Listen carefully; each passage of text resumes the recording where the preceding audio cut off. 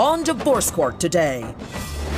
Marshall even gave blood to keep them together, but Lauren claims angry outbursts and the silent treatment are pushing them apart.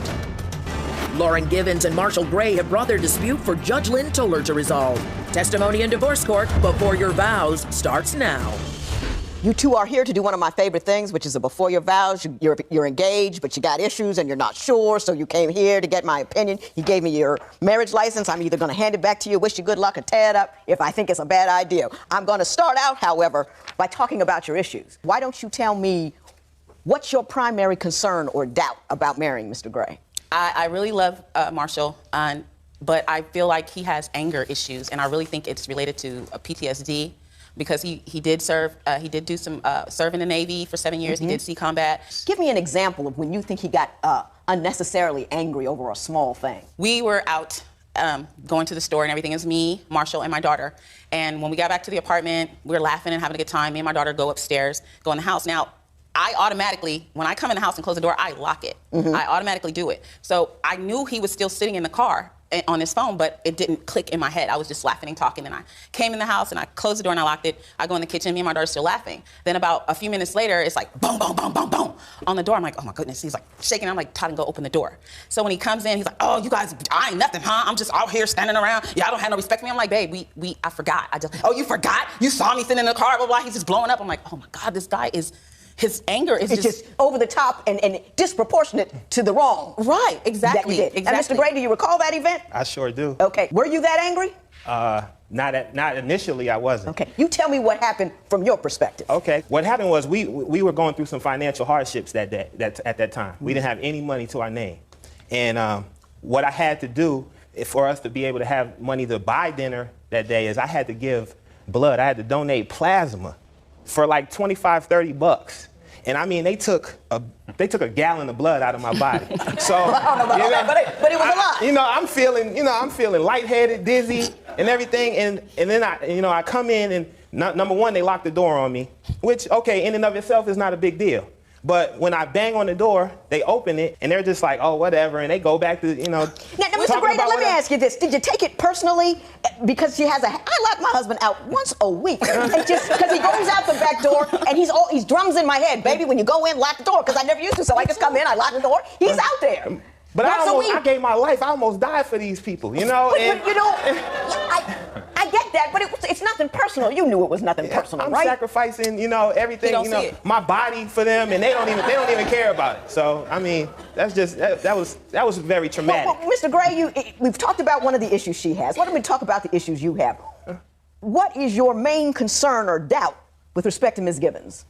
She just really doesn't take into account the fact that I'm human too, and give me an example. Tell me a story which would illustrate her failure to appreciate that you're a person too. I want to hear this. Okay. Well, I'm a writer, and I do my thing. Writers have to be in the mix. We have to really concentrate and get down to what we're talking. What we're doing. Right. And so she's looking for a memory card or something for her phone or something like that, and she goes, well. Do you still have that memory card that I told you to hold for me? And at the time, I'm like, okay, well, I'm writing right now. I don't really have time to you don't look want to for break that. your concentration. Yeah, and because I didn't just jump up and do what she wanted me to do and drop everything that I was doing, she leaves the house and just gets all upset. She left the house and huff all mad and angry because you wouldn't stop writing to find her memory card. And I got the silent treatment for the rest of the day. Ms. Givens, did that happen? No, he's telling it all the wrong way. Well, you tell it to me. I'm glad he brought that up because the memory card is very important to me. I write music. So all of my music was on this memory card. And my daughter had the card when she went to go visit her father in Minnesota. And I said, please, you need this phone and you need a memory card. So please bring my card back. It's very important that I have that memory card. So my daughter brought the card back. It was fine. She said I couldn't keep it in her phone because it would erase everything that I did. So I took it out of her phone. I'm using his old phone. And I said, well, let me put it in here. He says, no, don't put that in my phone. I'm like, well, what am I going to do with it? He said, well, here, I'll put it up. He takes the card and goes to the closet and he so-called puts it up. Now, this is weeks later. I need the card. So I go in there and I say, you got that card for me? And he's sitting there on the computer. He's like looking in his little case. He's like, no, I don't see it. You know what I'm saying? It's not here, so I don't know where it is. I said, well, I didn't get upset. I said, well, you took it from me and you put it up. So where'd you put it? And he's like, well, I don't know. I can't find it. Now, if I had did that to his stuff, oh my God, it would be World War V in that house, okay? About losing or touching his stuff. Because he's like, if you touch my stuff, you need to know where it is.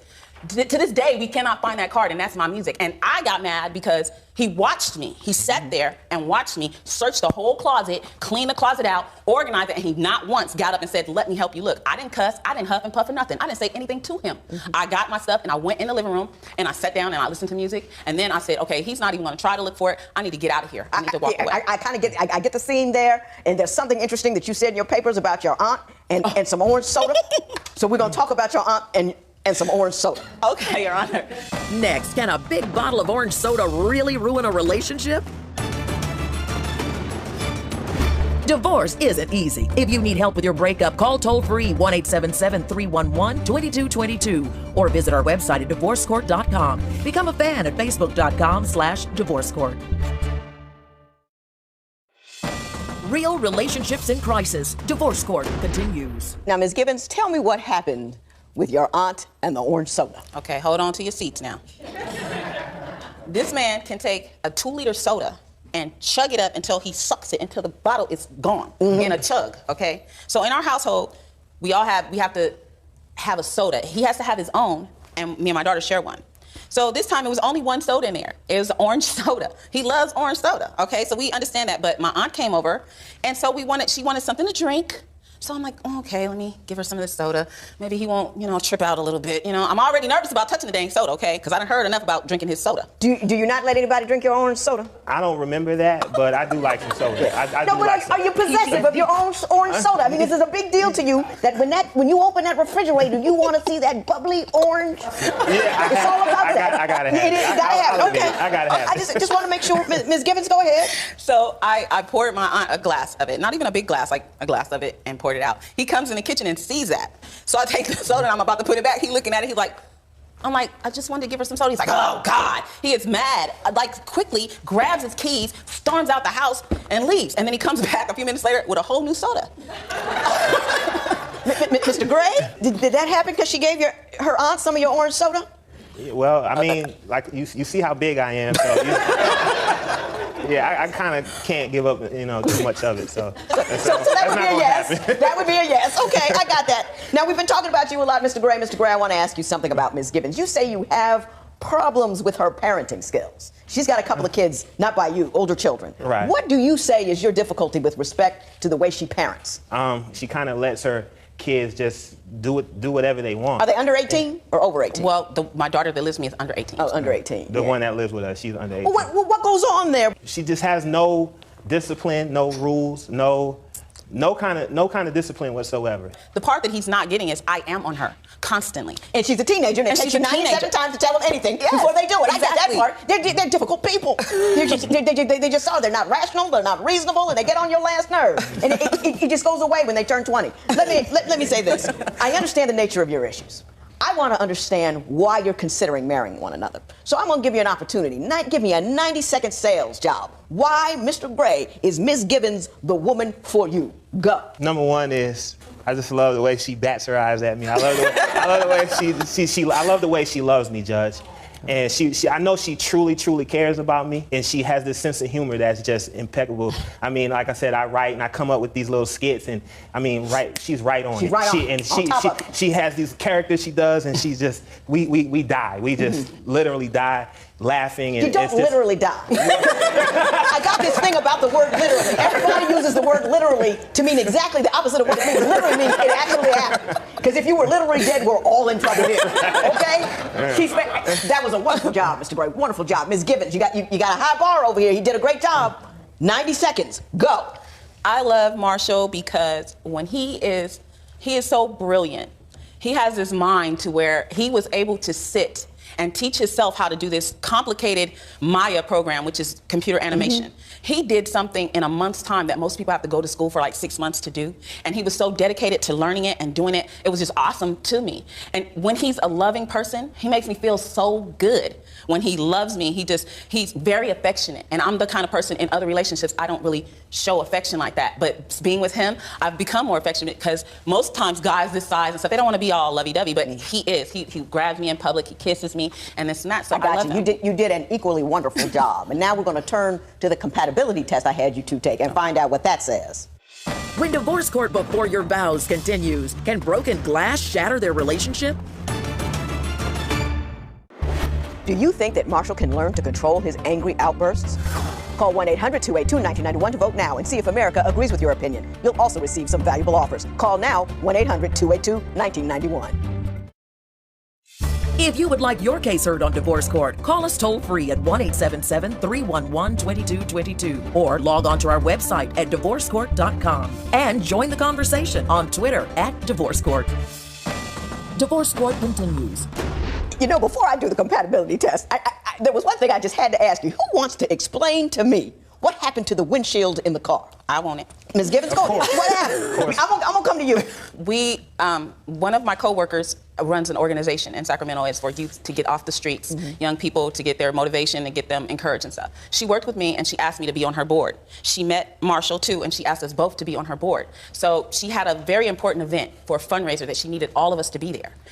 Mr. Gray did not want to go. And so instead of saying, I don't want to go, he just pity-patted around, and we get in the car to go. I finally get him to go. We're riding, and I have the directions because they called me and told me where to go. So I'm telling them where to go. He's like, well, are you sure that's where it is? I said, yes, this is what they told me. Well, it's not over there. I guarantee it ain't over there. I said, they live here. They know where it's at. How you going to tell them they don't know where it is? Well, I guarantee it ain't over there. I've been over there. It ain't. I said, babe, what is wrong? Calm down. You know, he's like, no, you just this, and that. And he was just going off, and I put my hand on him, and I said, babe, I'm sorry. What's wrong? I'm sorry. And he was like, don't talk to me like that. He just like freaked out. And I guess the spirit on him jumped on me because I was like, what the hell? And I hit him in his chest and I wanted to bust out the car like I was Incredible Hulk. And my leg, this is my bad leg. This leg came all the way up to the window. By itself. It shot to the window.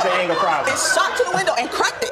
You cracked the windshield of the car. That is not an easy thing to do. I got pictures if you'd like to see them. Yeah, I would love to see it. Mr. Gray, why don't you tell me what you say happened in the car with the windshield? Just like she said, she has the anger problems, not me. I'm driving the car. She's got her finger right here in my face. Oh my goodness. And it's just, she's the one with the anger problems and trying to put it on me. See how she mocks me? That's how she talks to me, Judge. Okay. That's how she talks. You are, like, what is that? You know, Now, you know, it's interesting. I get these compatibility tests and I create an image of who I think you are based upon what you said. And what I got on this paper doesn't look anything like the two of you. And do you want to know what she said she didn't like about you? Yeah. She said you're selfish, angers too fast, doesn't trust me, does not encourage me, and does not know how to say I'm sorry. Booyah. I'm selfish because... Oh, so you agree? No, I don't agree. But here's the thing. What she does, now this woman, I don't know what's wrong with her finger. She has some kind of circuitry going on. Steady it up there, Mr. Gray. Steady it up for me. There you go. She breaks every piece of electronics she touches. Everything she touches that's electronic is broken within about 3 weeks. Now, Mr. Gray, I'm talking about your character traits that she's talking about. Right. Do you agree with any of them? No, not Of course not. Of course not. He thinks you're lazy. He can call me lazy. He's the one that tells me to sit down, stop doing stuff. Stop it. Sit down. He says you use too many words to convey your thoughts. I can verify on that one. I can verify. All right, that one's there because he don't understand. I have to keep explaining because he'd be like, no, and I'm like, okay, let me say it like this. I have to find a way to say it so it seems like a lot of words, but I'm trying to get through to him. Well, you took a lot of words in my direction. I consider myself fairly quick on the uptake. Listen, you two, I can tell you exactly what I think. Judge Lynn Toller's ruling next. If the ink on your marriage license is barely dry, but you're ready to call it quits, call toll free at 1-877-311-2222. Divorce Court, Judge Lynn Toller's ruling right now. Mr. Gray, how old are you? 38. Ms. Gibbons, how old are you? 45. I like you people. I mean, I like you people a lot. First of all, you just look good together. Don't they? You look like you belong together. You're both handsome. You're both mature. You're both thoughtful. I don't know who took these tests. We're going to take these tests and put them down over here because I don't know who took them for you. Because the people that showed up here got a sense of humor. They have a sense of one another. They have a sense of self. They have awareness. They have anger issues. He didn't break out a windshield. I know.